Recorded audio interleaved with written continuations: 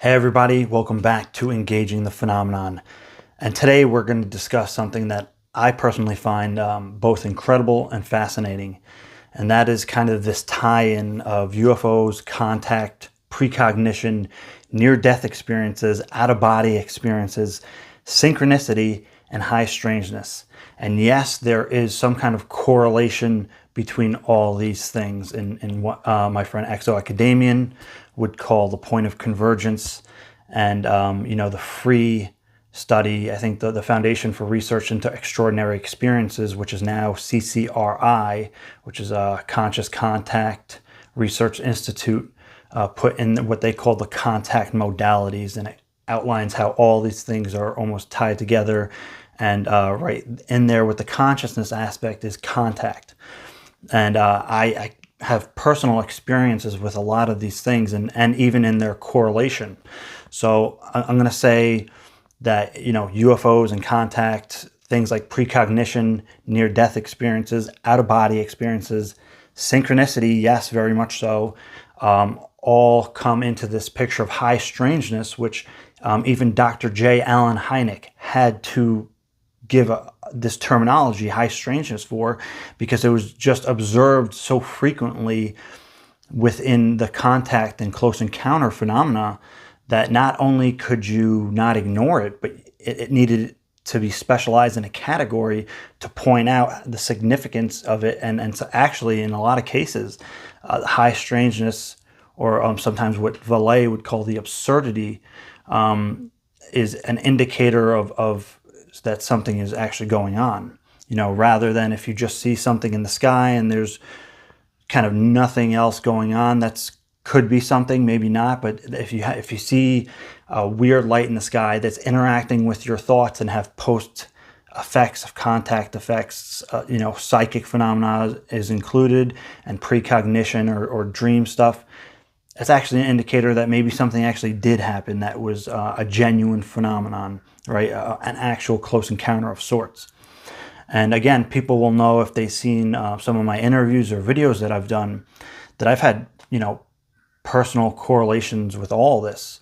And not only on a one-on-one, one-on-one kind of scale, but where they're all tied together in this, or I don't even know what to call it, this just a remarkable, incredible experience, which I would even throw like awakening in there, in some regards, because after having a lot of these experiences, you're going to have a kind of like coming to reality moment, where it's going to shift your paradigm, so to speak. It's really could be, these kind of experiences could be transformative.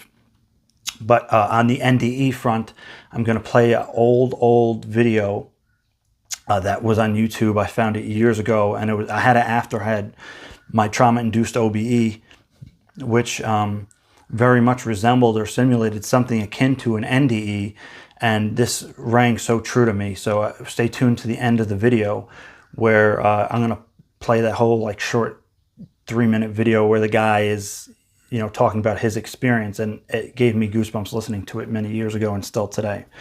But again, usually when you have a UFO encounter, a genuine close encounter, these kind of different things like precognition, out-of-body experiences, synchronicity, and high strangeness are involved in the whole thing. It's not as if it's a separate part. It actually seems to be a part and included in the whole experience. So that's why this is fascinating. And I'm going to end up doing either 1 or 2 presentations on my channel here on this entire subject, just because it's so important and it's so fascinating, and I think deserves more coverage. And I'll note here, Dr. Diana Pasulka, who wrote American Cosmic, noted in one of her more recent talks or interviews, she referenced a paper written by an individual named Hussein Ali Agrama, I hope I'm pronouncing that correctly, talking about synchronicities. It says synchronicities in the headline, but if you start reading it, it's talking about UFOs and technology and religion, and it's really, and again, the synchronicity aspect, of course, fascinating. So I have not read the whole thing. I'm going to, but to get more into what we're talking about here today. So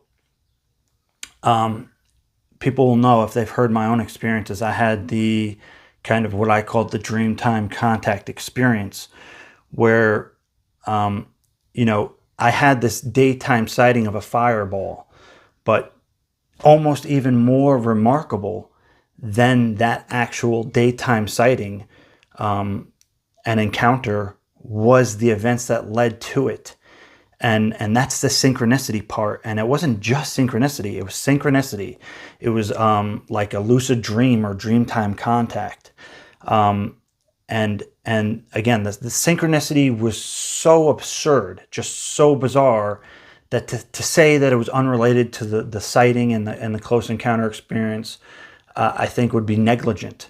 And just a brief overrun of that would be that I was working and somebody said to me, "Hey, did you hear about the UFOs in Mexico?" And I said no. The guy was not into anything fringe, super kind of like agnostic dude. So that was strange, but I just overlooked it, went home, went to bed after working an overnight shift. When I went to sleep, I had this insane dream that I was in proximity to this UFO, electric fire, no, not fire, like an orange electric plasma UFO that was just like 20 feet above my car, and I'm feeling all these electrical pulses through my body, and it's insane, and I'm in the dream, so I'm reactionary. I'm just trying to escape it. This goes on for 2 minutes. I can't escape it. I snap out of this dream, and I'm trying to like reorient myself, like, oh my God, that was like really weird. A family member comes in, says, "Hey, did you hear about the UFOs in Mexico?" And I was like, screw this. This is just this. I was, that was just too much. At that point I knew that there was something weird going on. And that's when I went outside, drove my car, and saw this fireball, hanging very low in the sky that was completely stationary, in broad daylight, middle of the day, maybe 3 or 4 p.m. And as soon as I thought to it, that's a fucking UFO, then it started to move. So there's almost like an ESP telepathic aspect there, where the object was interacting with my thoughts, but there was the synchronicity of these people saying this to me, and then the dream. And again, all that combined hit me like a ton of bricks. It was a major wake-up call for me in, again, my peering into the nature of reality. Things like time and all these things just, it really seemed more malleable after that. Time, space, whatever you want to call it. So that was one kind of thing. And again, it included several of these elements. Was that dream some kind of telepathic dream that was induced by UFO intelligence? Was it a precognitive event? I shared that video with Eric Wargo about my dreamtime contact, and he said it very well could have been a precognitive event. And he's done a book on retrocausality and precognition and dreams and dream stuff. So very interesting. But again, it was all these things pieced together, and it really was not aside from the sighting or the close encounter. Was almost the most mundane part of the whole thing. The actual sequence of the synchronicities hit me way harder and were more teachable moments in some regard.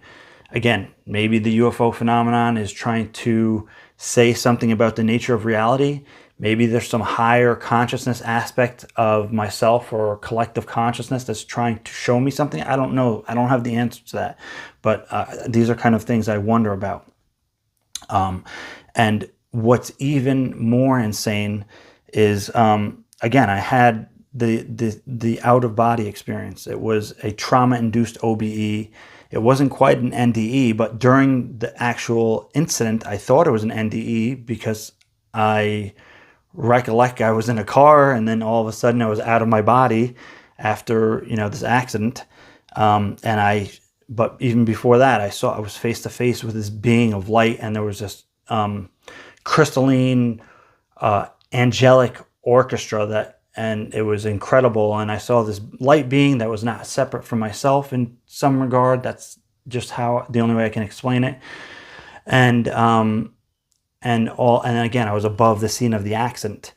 And the insane thing about all this is, then synchronicity was actually the location where I was looking down at the car accident, was the exact location where I saw the UFO in the sky. So I don't know what the hell that means.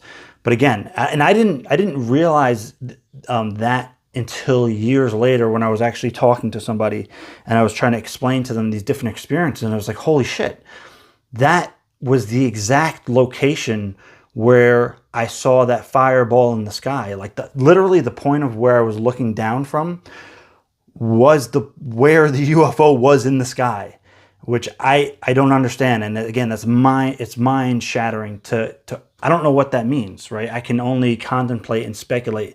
And maybe the UFO phenomenon is trying to communicate something there, or maybe it's some higher aspect of reality. Again, like Dr. Gary Nolan had mentioned, some kind of higher form of reality embedding itself into our version of reality in a sense. Again, it's just, that's kind of also gets into the awakening aspect, where these experiences and interactions with the UFO phenomenon and then these high strangeness components are waking you up to deeper ways of perceiving reality than just the ways that we have been over the last several hundred years at the least. And, the synchronicity aspect, again, this stuff is just so embedded in the UFO literature. And it's not just the UFO literature. If you listen to people talk about their experiences, it's overwhelmingly included. So it's almost like the synchronicity aspect is like some form of language. It's not just a coincidence, in my opinion, that that these things like synchronicity, ESP, precognition, near-death experiences, out-of-body experiences, and this spectrum and kind of nexus of high strangeness is somehow separate from the UFO phenomenon. In some way, it is absolutely part of the whole thing and ties in, and maybe is even the greater lesson or teaching in the whole, UFO mystery, right? So again, these are just incredible things. And even if you're doing CE5 and contact work, you're reaching these elevated states of awareness where you're already having deep insights and realizations. But especially, whether you're alone doing CE5 or you're with a group, doing contact work, you're going to run into all these different aspects of the high strangeness, whether it's some kind of telepathic thing, whether it's what we can call a download, intuition, and it's pretty crazy because this gets somewhat into what I was talking about the other day with an individual about the collective unconscious, right? How much of this could possibly be part of the collective unconscious, and what I mean by that, and that could be, through the mode of quantum entanglement. It could be through 100th monkey effect, what they call that, morphogenic field or morphic resonance and things like that, where we're sometimes consciously and unconsciously tapping into these, the collective consciousness, again, both consciously and unconsciously, and we're fulfilling that, whatever that consciousness's inclination is on a collective level. So almost like the human organism as one mind on a very subtle level, and we're all kind of acting out our roles, fulfilling that collective unconscious consensus of whatever it is, and we're kind of just acting it out. And again, that's why you hear things about inventions, and an inventor makes something, and all the way on the other part of the world, when there were no means of communication in that day and age, all these people are creating like the same invention at the same time, and it's really bizarre. But again, it gets into this collective unconscious thing. So also, what part of this collective unconscious aspect, or I can even just say collective human conscious, right? Whether, to what degree we're aware of it and what degree we're not participating in that, and kind of fulfilling what what the intentions of that collective consciousness is. And again, of course, Vallée has addressed this in different words, the cultural effects of the UFO phenomenon. What part of the UFO phenomenon is interacting with that collective consciousness and that collective unconsciousness to, I don't want to say manipulate, but in a way influence or engage with us, and that being part of our own evolution, or just us learning, the Vallée control model, so to speak. So again, I think these are all fascinating ideas. I think that they probably deserve more attention. And I know people are going to say that this kind of gets into the woo-woo. But if you want to use that terminology, I get it. But to me, the consciousness aspect is definitely involved. Take a look at slide 9. And again, the ATIP slide 9 slide, I'll put it up here. Consider what that is. Consider what the implications of that is. And it doesn't have to be woo-woo or anything. That can all be technologically induced. We have psychotronic weapons. We understand some of these things on a very minute level, even in theory in some cases. But we have some basic technologies that can start to mimic some of these things. But imagine UFO intelligence is way more advanced than us. They most definitely have technological means to employ these kind of technologies, right? I don't think it's impossible, or I don't think it's woo. I think it's probably somehow technologically facilitated, or even if some kind of entities or beings or extra dimensionals or whatever you would like to call a higher form of intelligence can employ these more innately through evolution, right? Say they have 1 million years more evolution, and they found different ways to facilitate these kind of phenomena. Again, whether it's through technology or through some other kind of means that we wouldn't even recognize as technology necessarily, but nonetheless, they have found another means to do that. Even through, Dr. Stephen Greer had mentioned technology-assisted consciousness and consciousness-assisted technology with advanced entities. He says extraterrestrial intelligence, but what have you? Higher dimensional intelligence, who knows? And I see this all as very possible and relative in the conversation. And what part of that can be facilitated by the UFO phenomenon? Probably all of it. If we hear about these encounters where there's entities and people going through walls, that's transmedium, and all these, and the ESP, telepathic, psychic phenomenon. And again, I think all these things can be facilitated by UFO intelligence, and it's been repeated so often over the last 70, 80 years in the literature that it's not a separate thing. It comes with the territory. So again, these are just some things to consider. Again, I'm going to be doing probably 1 or 2 presentations on this, and one of them being kind of this aspect of physics. The UFO as a bridge between physics and metaphysics, because here you have these physical objects performing these seemingly impossible metaphysical feats, but they're doing so regularly, constantly, almost with every encounter with the UFO phenomenon. These high strangeness aspects are observed and documented. So they're doing it somehow regularly with ease. And again, like I said, it could be technologically or otherwise, but the UFO represents this way of thinking that, the way we look at physics probably needs a few adjustments, and then we're going to understand what we used to consider metaphysics. I think the UFO is a bridge to a new form of physics, right? A new understanding of physics. You know, not that we have to throw the old model out, but that you're going to be able to change a few things, and oh, now it all makes sense. So again, I hope you guys enjoyed this. Stay tuned for this video that is going to be about the near-death experience, because it's highly fascinating, and I hope you guys appreciate this. I would appreciate your guys' feedback on this video, and make some suggestions maybe.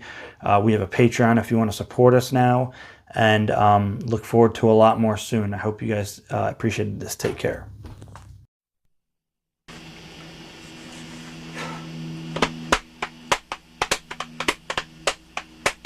Well, it's an awesome feeling of inner peace and happiness, a euphoric feeling.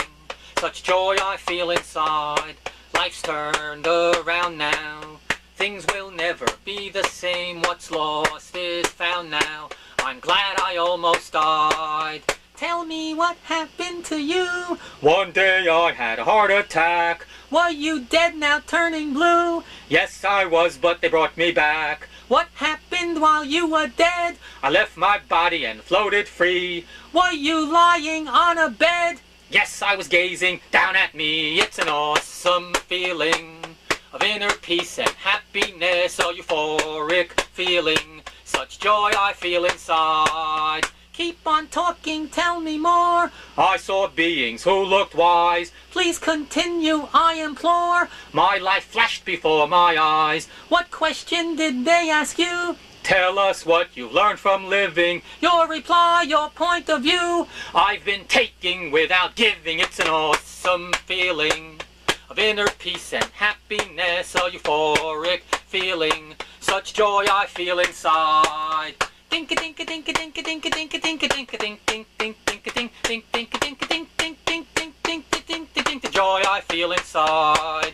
What else did the being say? Imagination is the key. Clarify now, please explain. Thoughts become your reality. What more happened over there? Touched by the angels high above. Must have felt beyond compare. Bathing in the light of total love. It's an awesome feeling of inner peace and happiness, a euphoric feeling. Such joy I feel inside. Did the angels say goodbye? Yes, they said I must return. Did they give a reason why? I still had a lot to learn. So what do you think of dying? Don't be afraid now, do not fear it. Tell the truth please, don't be lying. The body dies but not the spirit. It's an awesome feeling of inner peace and happiness, a euphoric feeling. Such joy I feel inside around now. Things will never be the same. What's lost is found now. I'm not afraid to die. Oh no, I'm not afraid to die. Oh no, I'm not afraid to die. An awesome feeling of happiness, peace and joy and blissfulness.